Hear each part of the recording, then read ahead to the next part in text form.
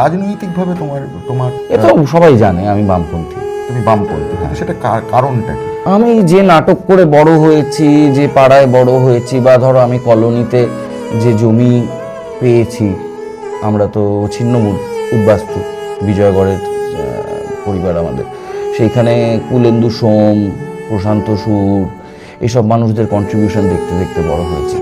বা কলোনি ল্যান্ডে বামপন্থীদের যে কাজ, সেটা তো আমি অস্বীকার করতে পারবো না। আমার জমির দলিল কিন্তু আমি আমার একদম জ্ঞানে পেয়েছি, এত পরে পেয়েছি। আমার বাবার জন্ম কিন্তু বিজয়গড়ে, 1951 হি ওয়াজ বর্ন। আমি 90-এর দশকে কিন্তু দলিল পেয়েছি। এখনও আমাদের এরিয়ায় অনেক এমন বাড়ি আছে বা জমি আছে যেখানে তুমি বাড়ি কিনলে হয়তো ব্যাংক তোমাকে লোন দেবে না।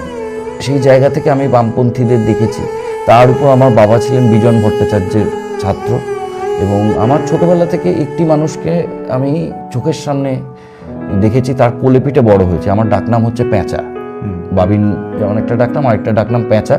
তার কারণ আমাদের জেনারেশনে ওই জুতোটা প্রথম এসেছিল, যেটা পরে বাচ্চারা হাঁটলে প্যাঁচ প্যাঁচ আওয়াজ হতো, সেটা নবারুণ ভট্টাচার্যের দেওয়া। এবার নবারুণের কোলেপিঠে বড় হওয়া, নবারুণকে মানে এই সেদিন অবধি দেখতে পাওয়া, বিজন ভট্টাচার্যের নাটকের দর্শনে বড় হওয়া, কলোনি ল্যান্ড, এসব মিলিয়েই একটা প্রভাব তো চিরকাল থেকে গেছে। তো সেই প্রভাবটা এখন আর দেখা যায় না।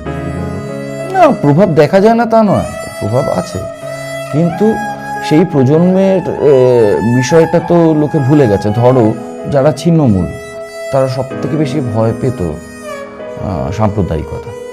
তার কারণ তারা সেই আগুনে পুড়েছে। অনেকেই এখন মিম ছাড়ে, তোরা কারা, তোরা মার খেয়ে এসেছিস, তারপর এখন তোরা এখানে অসাম্প্রদায়িক হোস।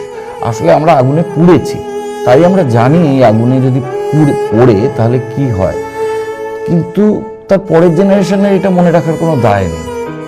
কাজেই আমি যে কুলেন্দু সোমকে দেখেছি বা প্রশান্ত সুরকে দেখেছি, আমার থেকে 10 বছরের ছোট বাচ্চাটার সেই দায় নেই।